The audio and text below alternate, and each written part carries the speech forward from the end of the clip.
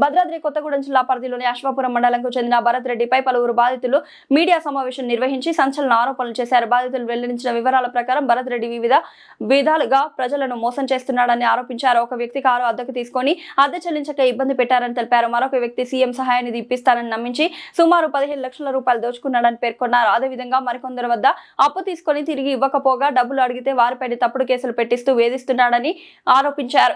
ఈ సందర్భంగా బాధితులు తీవ్ర ఆవేదన వ్యక్తం చేసి ఇలాంటి మోసచర్య అడ్డుకోట వేయాలని సంబంధిత అధికారులు తక్షణ చర్యలు తీసుకోవాలని డిమాండ్ చేశారు. తమకు న్యాయం చేయాలని భవిష్యత్తులో మరెవరు ఇలాంటి మోసాల బారిన పడకుండా చర్యలు చేపట్టాలని విజ్ఞప్తి చేశారు. ప్రస్తుతం ఈ వ్యవహారం స్థానిక స్థాయిలో చర్చనీయాంశంగా మారింది. పేరు మధ్యల అన్నపూర్ణ గారు. నా ఇంటి ఎదురంగా తాటిపత్రి భరతరెడ్డి గారు ఉంటారు.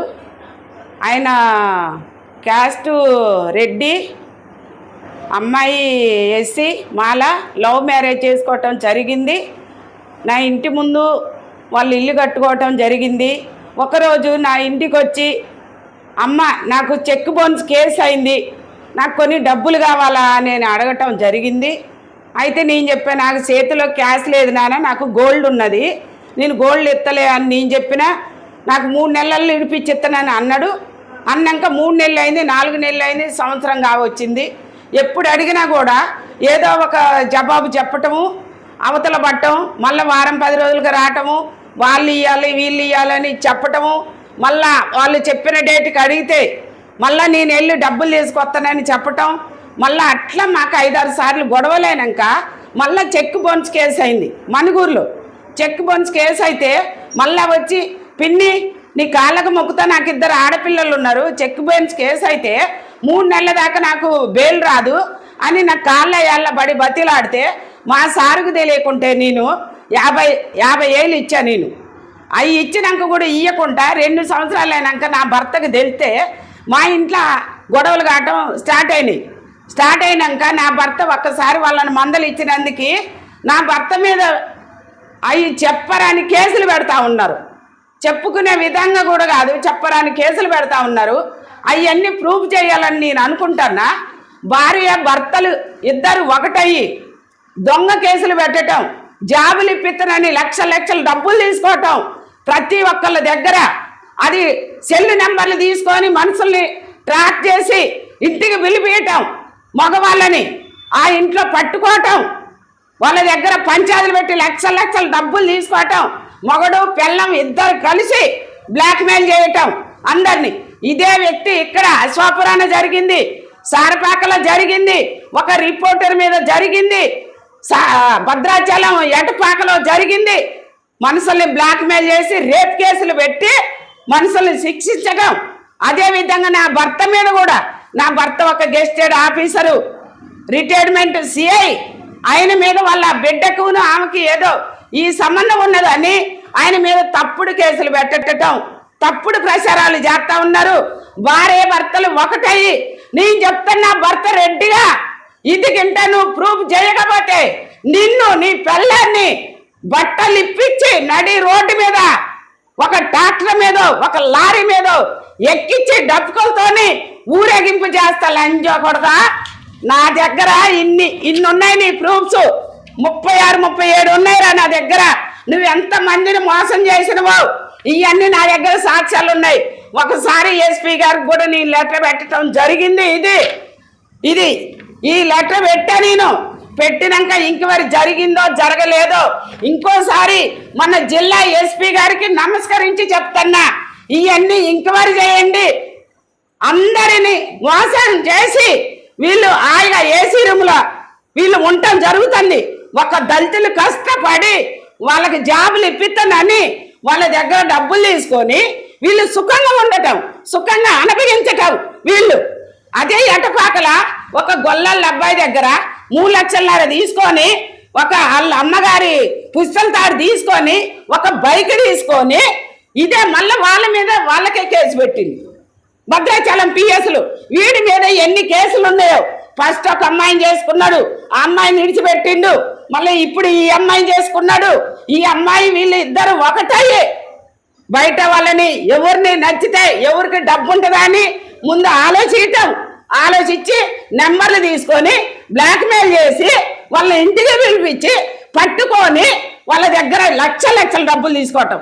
నా దగ్గర కొన్ని ఎవిడెన్స్ ఉన్నాయి. ఇవన్నీ నేను చెప్తున్నా కలెక్టర్ గారికి, మన జిల్లా ఎస్పీ గారికి, మన మనుగురు డిఎస్పీ గారికి, మన అశ్వాపురం మండలం ఆ సిఐ గారికి నేను అందరికి తెలియజేస్తున్నా. మన రాష్ట్రపతి గారికి, హైదరాబాద్లో ఉన్న పోలీసు సిబ్బందికి అందరికీ నేను చెప్పేది కరెక్ట్, అబద్ధం కాదు. నా మాట అబద్ధం అయితే ఇవన్నీ ఇంకెవరు చేయండి. చేసినాకే నేను అబద్ధం అయితే చెప్పినట్టుంటే నా మీద చర్య తీసుకోండి, నా భర్త మీద చర్య తీసుకోండి, మాకు తగిన శిక్ష వేయండి. మేము మానసికంగా ఇబ్బంది పడిపోతున్నాం. వాడు లక్షలు ముంచటము, వాళ్ళ అత్త పేరు మీద ఇల్లు కట్టించిండు, 2 అంతస్తుల బిల్డింగ్ కట్టించిండు, దొంగ చెక్కులు ఇచ్చిండు అందరికి. అప్పులున్నోళ్ళు భార్య అకౌంట్లో ఏపీయటం డబ్బులు. ఎవరన్నా డబ్బులు అప్పుకొస్తే పరపా మీరు నాకు ఇచ్చారా డబ్బులు అని వాడి భార్య అంటాం. మంచి తెలివమ్మటి వాడి భార్య పేరు ఏపీయటము, వీడు బయట తిరగటం. ఇదే జరుగుతూ ఉన్నది ఇప్పుడు 10 సంవత్సరాల నుంచి. కార్లు కిరాయికి తీసుకొచ్చుకుంటాడు. కార్లు కిరాయికి తీసుకొచ్చుకొని వాళ్ళు కిరాయి డబ్బులు అడిగితే వాళ్ళ మీద కేసులు పెట్టడం, గొడవలు పెట్టడం, టేషన్లు పెట్టి కొట్టేయటం. అరే లంచ కొడుకని ఆమె తిట్టటం ఇంటికి వచ్చిన వాళ్ళని. ఇదే జరుగుతూ ఉంది మగడు పిల్లానికి. ఎవరు మాట్లాడిన వాళ్ళ మీద తప్పుడు కేసులు పెడతా ఉన్నారు. దయచేసి మీడియా మొత్తం రావాలని నేను కోరుకుంటున్నా. మన పై అధికారులకు కూడా మేము ఏ టెస్ట్కైనా రెడీ, అన్నిటికీ సిద్ధంగా ఉన్నాం. మేము ఇగో ప్రూఫ్ చూపెట్టండి. ప్రూఫ్ ఇలా ఎన్ని పేర్లు ఉన్నాయో, ఎన్ని రాసుకొచ్చామో ఈ ప్రూఫ్ ఉన్నదండి. పోలీసు సిబ్బందికి అందరికీ నేను చేతులెత్తి నమస్కరిస్తున్నా. నా భర్త పరువు పోయింది, నా పరువు పోయింది. ప్రతి ఒక్కసారి మమ్మల్ని రోడ్డుకి ఇప్పుతా ఉన్నారు. ఏంటి ఇది తప్పు అని అంటే ఎవరు కానీ వాళ్ళ ఇంటి ముందు పోవాలంటే భయపడతా ఉన్నారు. ఏం గురించి అప్పులున్న వాళ్ళు వచ్చినా కూడా భయపడతా ఉన్నారు. పీవీ కాలనీలో తీసుకున్నారు, మనుగురులో తీసుకున్నారు లక్షలు. అదే నా దిశలో నేను జిల్లా అడ్వైజర్గా చేస్తున్నా. ఇదే మనుగురులో నాకు తెలియకుండా పోయి అన్నపూర్ణ గారు పంపించింది 50,000 ఇవ్వండి, నేను లాయర్ గారికి కట్టాలా మీ కేసు విషయంలోని 2-3 సార్లు పోయి అడిగారు. నాకు తెలియకుండా వెళ్ళారు వాళ్ళు అక్కడికి. వాళ్ళు ఫోన్ చేసేదాకా నాకు తెలియదు. మా జిల్లా అడ్వైజర్కు, మా ఫౌండేషన్ చైర్మన్ గారికి, మీ అన్నపూర్ణ గారు జిల్లా నాయకురాలు ఇక్కడ మమ్మల్ని డబ్బులు అడుగుతాండి ల్యాండ్ విషయంలో అని దొంగ ఫోన్లు చేసిండు. మా జీవితాలతోనే ఆడుకుంటాండి. అరే భర్తరెడ్డిగా నిన్ను గుడ్డలిప్పించి తన్నకపోతే నాకు ఇవన్నీ ప్రూఫ్ చేయాలరా. నువ్వు దొంగ నా కొడక, నువ్వు ఎక్కడ పుట్టినావు, ఎక్కడ పెరిగినవురా, నువ్వు ఎక్కడికి వచ్చి మా అండకొచ్చి మా అందరికి శిక్ష పెడతాడు. నా మేనల్లను కూడా కడపలో ఉంటే 7 లక్షలు తెచ్చుకున్నాడు, వాడి మీద దొంగ ప్రచారం చేస్తాడు.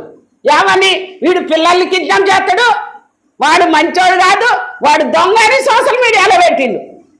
అంటే మా దగ్గర డబ్బులు తీసుకోవాలి, వాడికి సహాయం చేయాలి, మా మీద దొంగ ప్రచారాలు చేస్తారా వాడు? దయచేసి మీడియాకి అందరికీ తెలియజేయండి.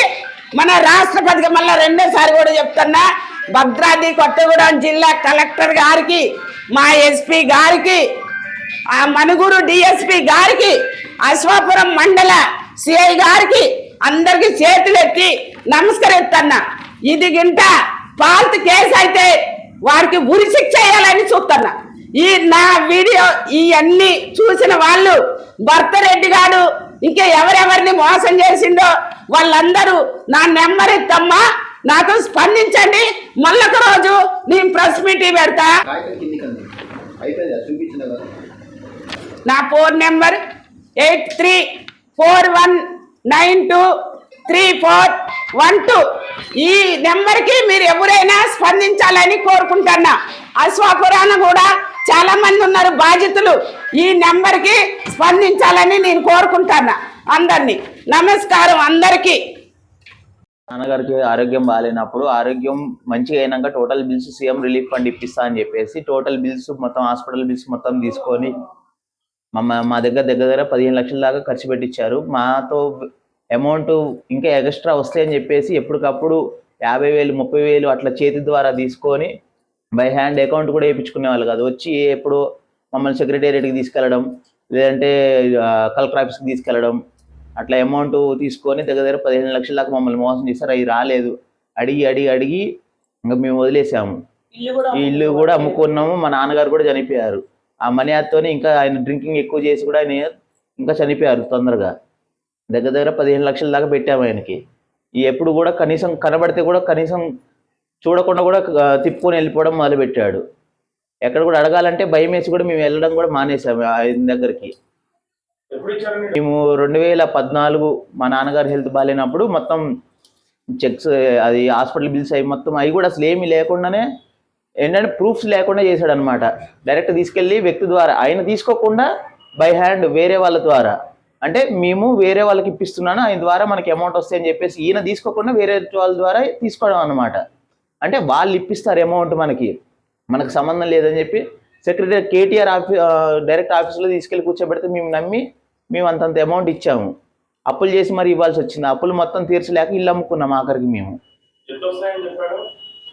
మేము పెట్టిన బిల్లుకి మొత్తం అమౌంట్ ఇంకా ఎక్స్ట్రా కలిపి వస్తాయని చెప్పి అన్నారు. అట్లా అని అంటే మేము దగ్గర 15 లక్షల దాకా ఇచ్చాము అతనికి మొత్తం మీద. అనుమానం అంటే మాకు తెలియదండి. మేము అప్పుడు చదువుకుంటున్నాం. మా నాన్నగారు అంటే మా నాన్నగారి దగ్గరికి రావడం, ఆ మాటలు ఈ మాటలు చెప్పడం, చెప్తే ఇదేంటి ఆయన నమ్మేసి మాకు వస్తే ఏదో పిల్లలకి ఉపయోగపడుతుందని ఆశ కలిగించి అని చెప్పి ఇచ్చారు. పోలీస్ స్టేషన్ కేసు ఏం చేయలేదండి. మాకు అతని అమౌంట్ ఇచ్చేది అంటే ఏమంటారు ఐపీ లెటర్ అయితే ఒకటి పంపించాడు. ఐపీ లెటర్ పంపిస్తే మేము వెళ్ళి అడిగాము. అడిగితే లేదు నేనేం పంపించలేదు అన్నాడు. ఐపీ లెటర్ ఒకటే ఉంది మన దగ్గర. ఐపీ లెటర్ పంపించాడు. అసలు ఏమి అమౌంట్ ఇవ్వని దానికి అదే కనుక మా దగ్గర తీసుకోకుండా ఉంటే ఐపీ లెటర్ ఎందుకు పంపిస్తాడు అతను? ఐపీ లెటర్ ఉంది మన దగ్గర.